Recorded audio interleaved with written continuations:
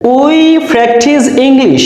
We practice English, আমরা ইংরেজি চর্চা করি। হেয়ার উই হচ্ছে সাবজেক্ট, প্র্যাকটিস ভার্ব, ইংলিশ হচ্ছে অবজেক্ট। তাহলে আমরা চর্চা করি ইংরেজি। আমরা কি চর্চা করি? ইংরেজি চর্চা করি। এখানে অবজেক্ট, এটা ভার্ব, আর এটা হচ্ছে সাবজেক্ট। তো তার মানে যদি সেটা ট্রানজিটিভ ভার্ব হতে হয় তাহলে অবশ্যই ভার্বের পরে একটি অবজেক্ট থাকবে। অর্থাৎ ভার্বের পরে যদি অবজেক্ট থাকে তাহলে আমরা ধরে নেব সেটা ট্রানজিটিভ ভার্ব। আর যদি অবজেক্ট দেওয়া না থাকে বা না বসে তাহলে সেটা হবে ইনট্রানজিটিভ ভার্ব। তো সেটা আমরা কিভাবে খুঁজে বের করব? তো ভার্বকে আমরা কি অথবা কাকে দ্বারা যদি প্রশ্ন করি তাহলে আমরা অবজেক্ট খুঁজে পাবো। যেমন উই প্র্যাকটিস ইংলিশ, ভার্ব হচ্ছে চর্চা করা, প্র্যাকটিস করা। তাহলে আমরা চর্চা করি। যদি বলি কি করি, কি চর্চা করি, তাহলে হবে ইংরেজি চর্চা করি। কি চর্চা করি? ইংরেজি চর্চা করি। তাহলে এখানে কি দ্বারা প্রশ্ন করার কারণে আমরা পেলাম ইংলিশ। এখানে ইংলিশ হচ্ছে অবজেক্ট, সুতরাং এই প্র্যাকটিস শব্দটি ট্রানজিটিভ ভার্ব, কারণ ট্রানজিটিভ ভার্বের পরে আমরা একটি অবজেক্ট ইংলিশ পেয়েছি। আরো একটি উদাহরণ দেই, আই শ্যাল হেল্প ইউ, আমি তোমাকে সাহায্য করব। I shall help you. তো আই হচ্ছে সাবজেক্ট, শ্যাল মডাল, হেল্প হচ্ছে ভার্ব। আমি সাহায্য করব। আচ্ছা, কাকে সাহায্য করব? এই ভার্বকে আমরা প্রশ্ন করি, কাকে সাহায্য করব? ইউ, তোমাকে সাহায্য করব। ভার্বকে কাকে অথবা কি দ্বারা প্রশ্ন করলে যে উত্তর পাওয়া যায় সেটাই হচ্ছে অবজেক্ট। কাকে সাহায্য করব? ইউ, তোমাকে সাহায্য করব। তাহলে তোমাকে হচ্ছে অবজেক্ট। যেহেতু হেল্প ভার্বের পরে অবজেক্ট আছে, তার মানে আমরা বুঝে নিলাম যে এটা হচ্ছে হেল্প শব্দটি ট্রানজিটিভ ভার্ব।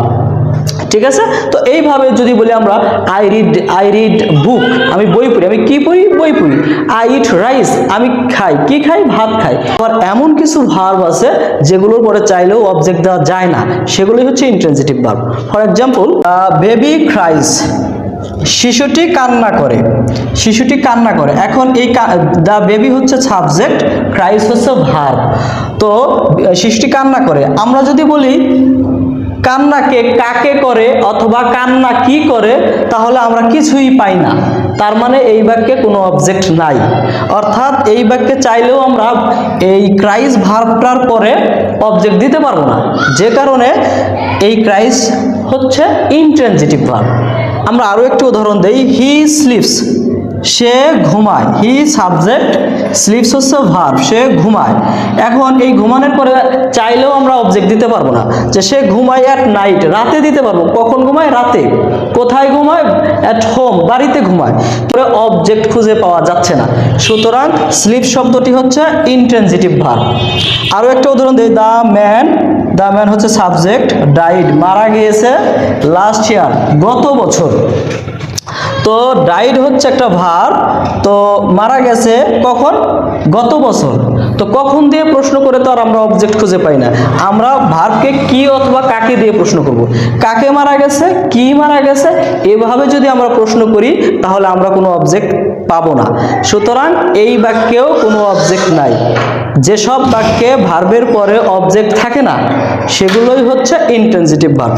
তাহলে আমরা বলতে পারি যে সকল ভার্বের পরে অবজেক্ট আসে সেগুলো হচ্ছে ট্রানজিটিভ ভার্ব, এবং যে সকল ভার্বের পরে অবজেক্ট আসে না সেগুলো হচ্ছে ইনট্রানজিটিভ ভার্ব।